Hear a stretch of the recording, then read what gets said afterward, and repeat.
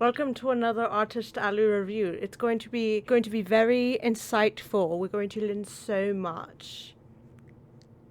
I'll be serious.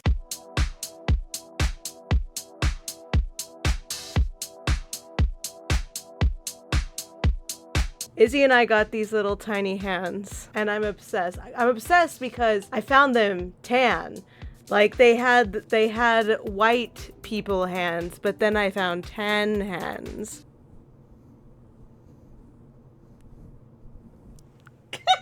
Anyway, hi, welcome back to my channel. For anyone new here, hi, my name's Elia. I am the chief executive gremlin of Spiced Illustrations, which is my illustrative studio brand. And I like doing artist alleys and then reviewing them. Basically just as a help in case anyone out there is interested in any of the conventions that I vended at, if anyone's out there wanting to try a convention, or if y'all just like listening to tea.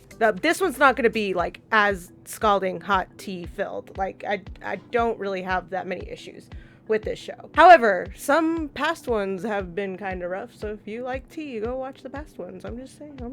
So this Artist Alley review is going to be centered around San Japan, which is the yearly show that happens in San Antonio, Texas. It's anime based. It's just so much fun. Like, it was my first year ever going and then vending. I had a blast. So let's get into it.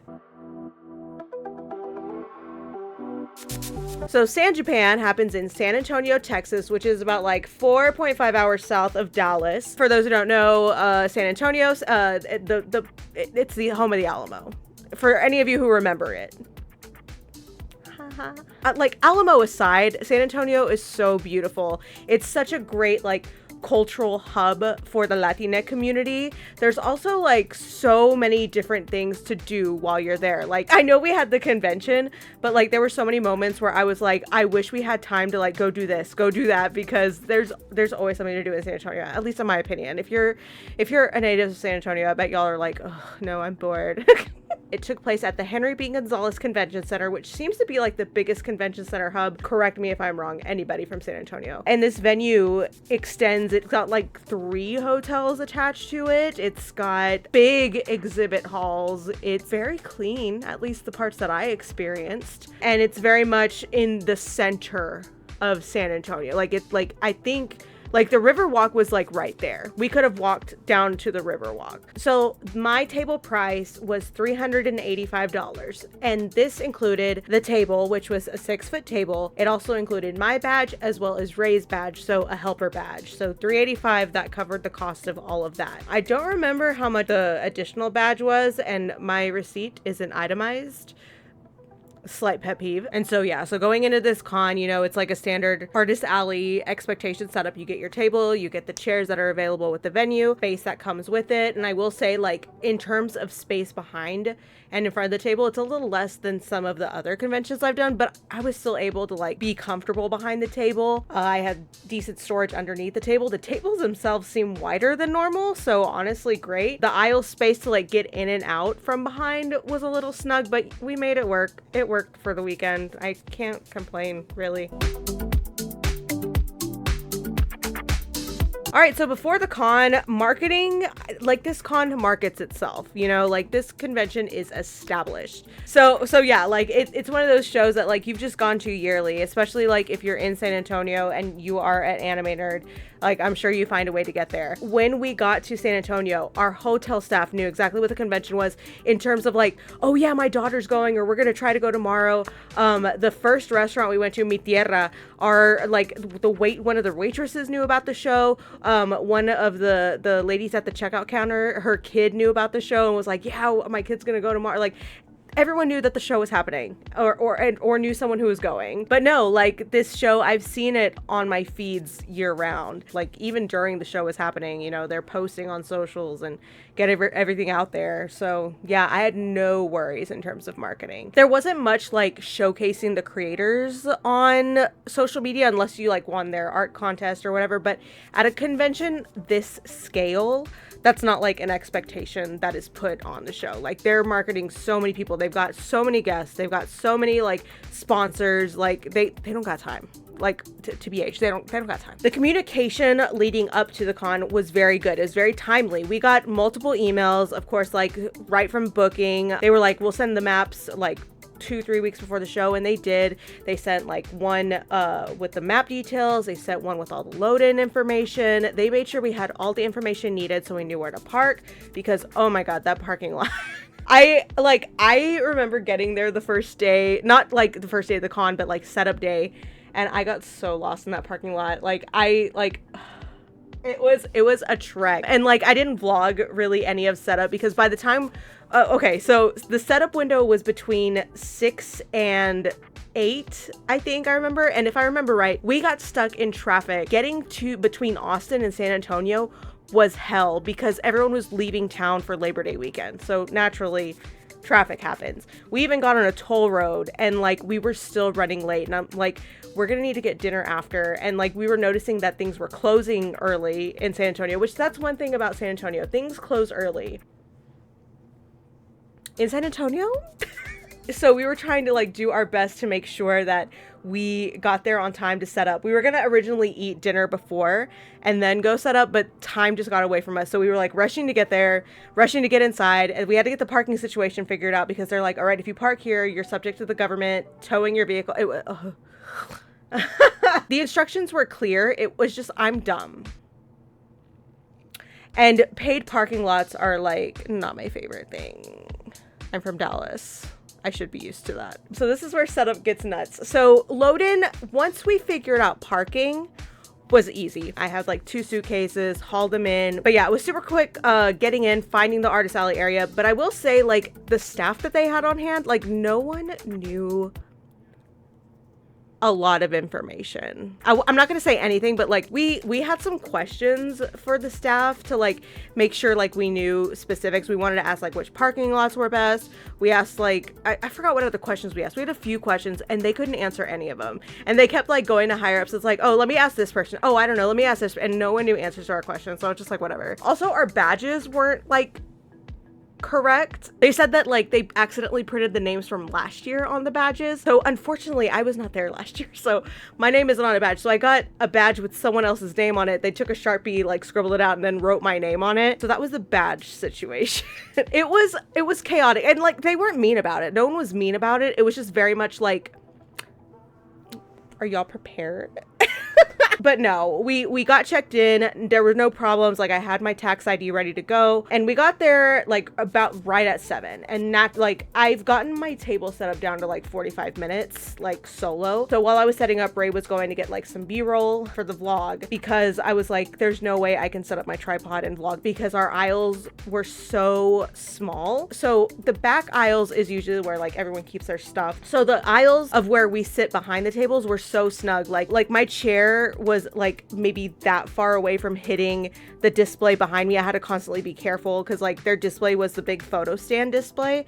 Like there wasn't a lot of room back there, and so everyone was loading in front of the tables. Everyone had their luggages out, their boxes out, and so I didn't want to lay my tripod out. Like I don't know, I didn't want to be in the way. Like I want to be considerate of people's setup time, because like especially when we're on a time crunch, you know, like we're already at like nearing 7 and setups until like 8, like we gotta go. And I know that everyone else had like maybe 3 hours the next morning before the show opened, so that was the time allotment that they gave us. I of course chose the night before because I wanted to sleep in the next day.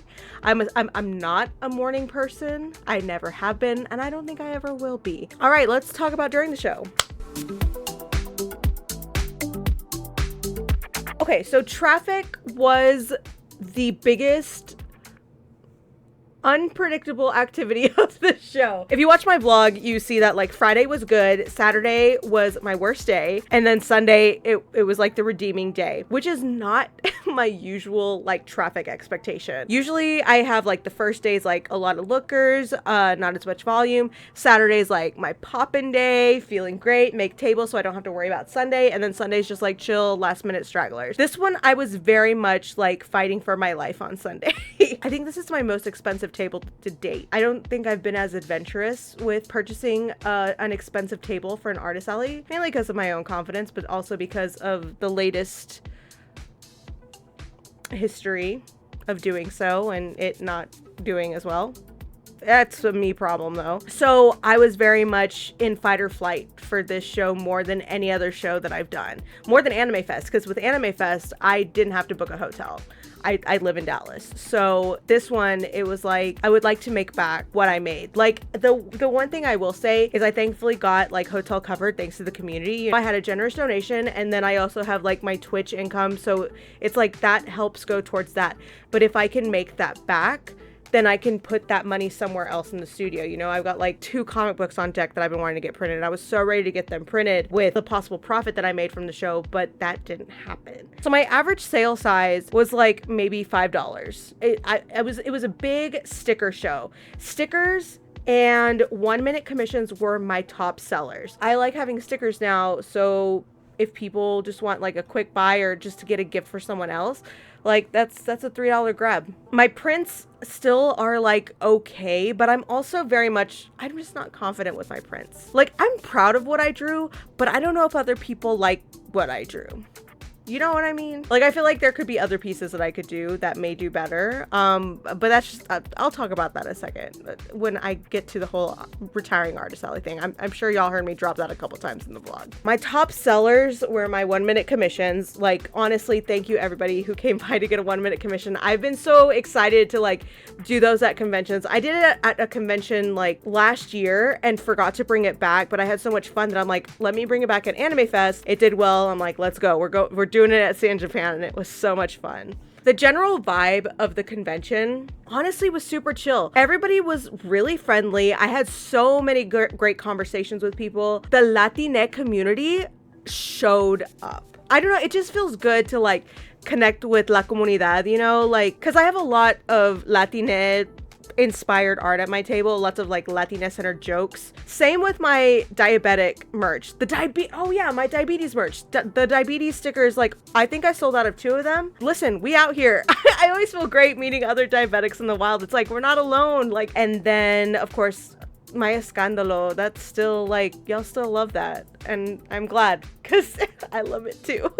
So definitely a minority friendly show, very LGBTQ friendly from what I experienced. I didn't have a single bad interaction with like anyone regarding the gay shit I have at my table. And then something that really stood out this year that really made me happy, and I'm honestly so glad I got to participate this year, was it's their 15th year. It was the quince year, and a lot of their art was like quinceañera themed. So let's get into the nitty gritty. Did I make table? I did. I did make table at the end of the day. I made back table, I made back expenses for Uber, and I made back all my food and beverage, if I remember correctly. So in terms of profit though, in terms of expenses that went into the con, like pre-prep, and of course, like anything that I bought at the con, you know, it's like, it was all right. It was all right. I was not a fan of my table spot, and I did talk about this during the vlog, but like looking back on it now, I do feel like there's certain places in the con that probably don't get the best like walk around. Like from my row and then behind me, I don't think that's like fair placement. You know, there's a lot of like dead walking traffic, especially like the row with the sponsors. I feel like if everything was centered in and maybe had like focal points going through like where the exit like line area or just like that roped off area, if there was just like some kind of focal points there, maybe it would be a lot better to bring traffic that way. Otherwise, like, I don't know, I felt like the layout didn't have any sort of motivation to get everyone in the corner that I was in. Because yeah, the blood drive's there, but like no one's like, I'm going to a con to donate blood.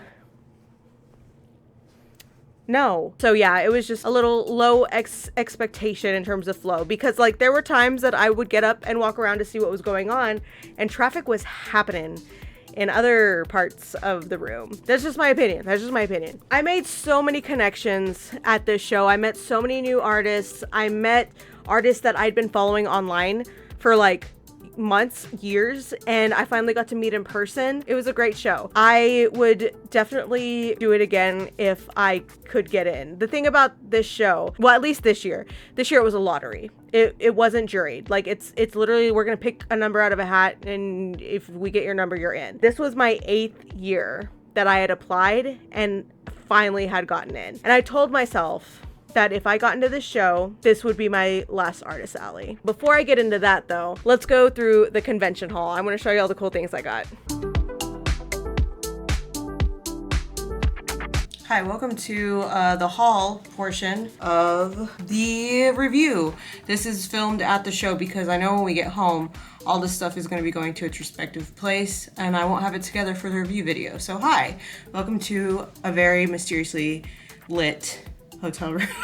First up, we have prints from Hoodles Art, whose art was absolutely amazing. We got some of these as gifts, and by the time this comes out, we'll have given these out, so no spoilers. So this is gonna be for our friend Alicia, also known as Cosmic Vampire Potato. What is it? Get this out of my way. So it says, aren't you lactose intolerant? Because she's a lactose intolerant queen, and she don't care, and I love that for her. So we got this. Their art was amazing. For us, we got Toru from Fruits Basket in the This Is Fine room, and all the Zodiac characters are there and causing havoc as canon in the anime.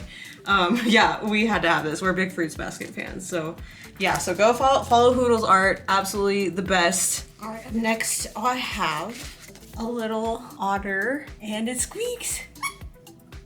I got this for Ray as a thank you for being a booth mate this weekend. And this is from Silent Weaver Arts. I found them in the dealer's room, but they make this stuff. It's so cute.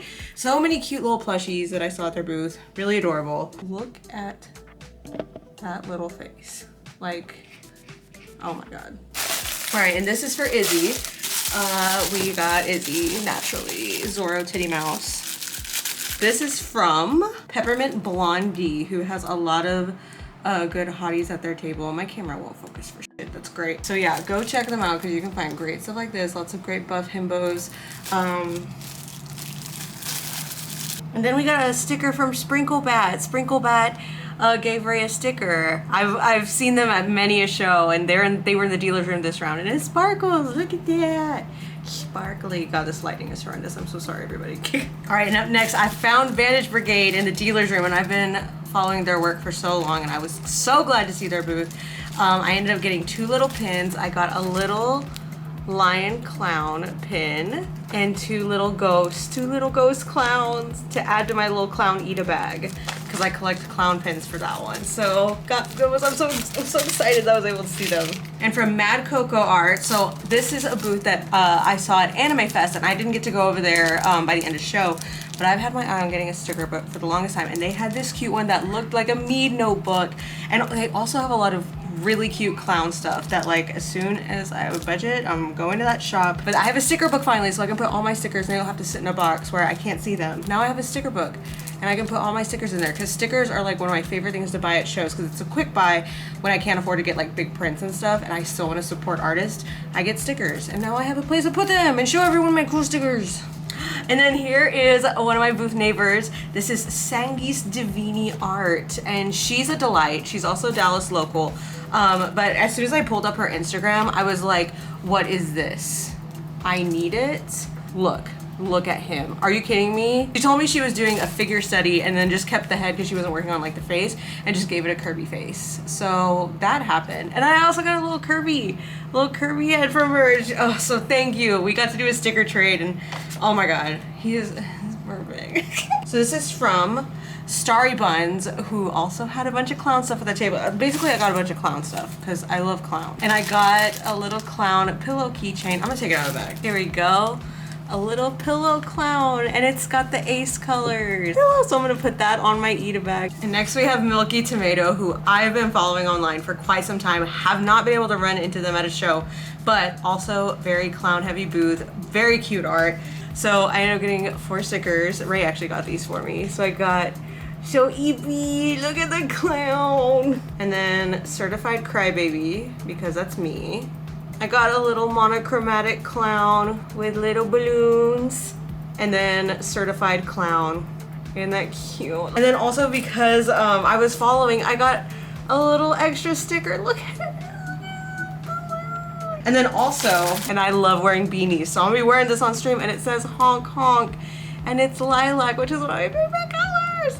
Look how cute. But yeah, that's the haul, and thank you to everybody who let me buy from them. It was an absolute cutie. I hope to see y'all again at other shows. I hope to feature your art at future shows. Back to the review. I hope you enjoyed that haul and you go follow all of the artists that I bought from. You better. Their Instagrams and socials were on the screen, so you should have been typing them in your phone while you were watching this video. Unless you're watching this on your phone, then you're excused for now. But you can go rewind and go find them. You know the drill. You know the drill.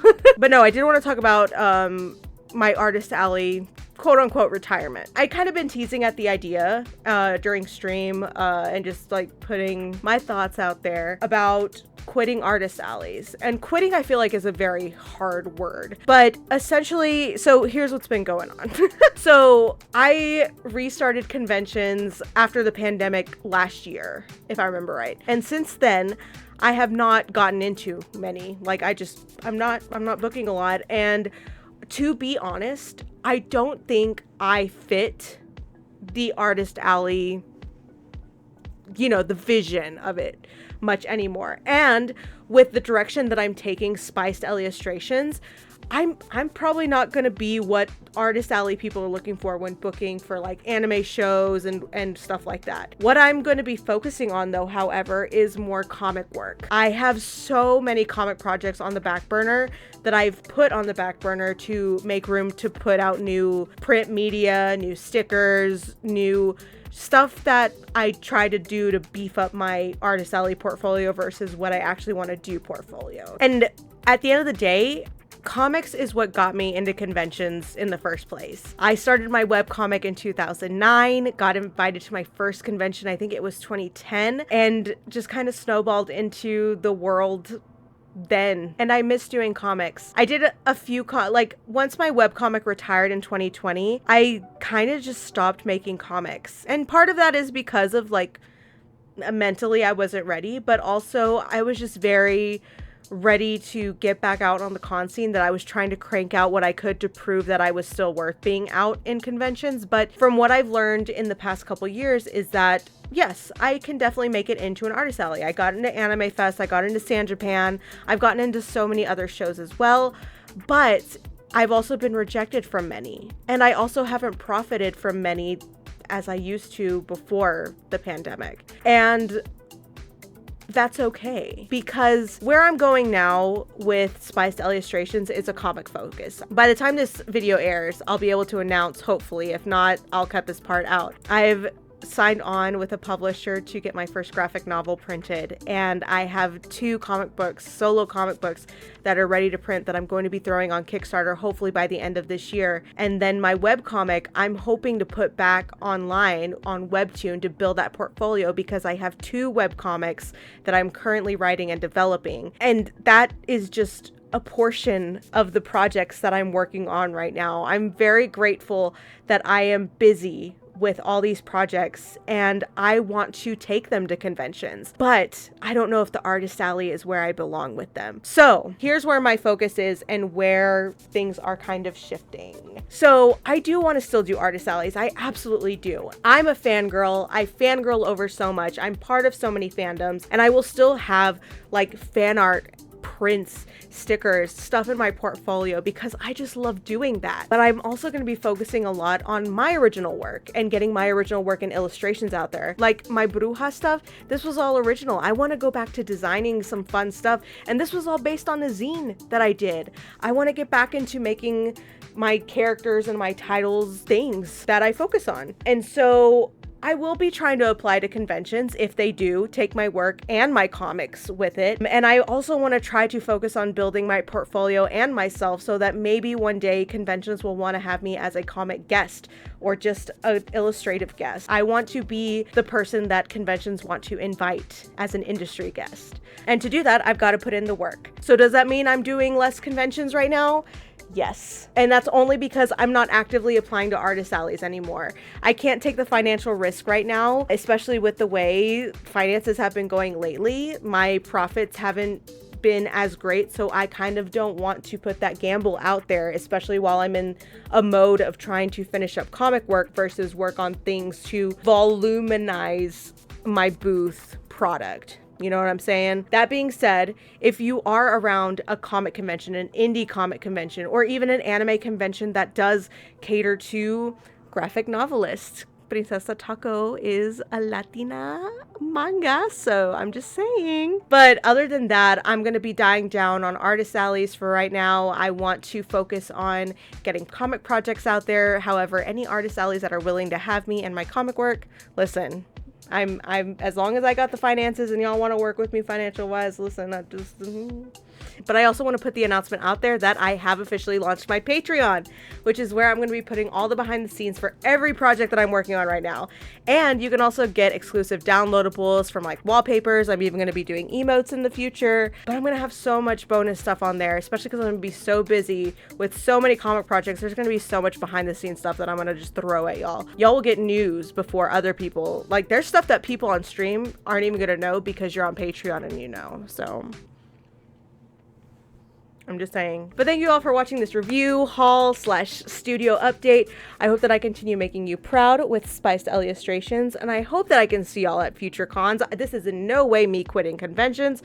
This is just a new path, a refresh, and hopefully a really good reintroduction to my comic work in the convention space. Be sure to like, subscribe, do all that stuff. It helps the video, helps my channel. Hopefully more people can find me. And take care. Bye!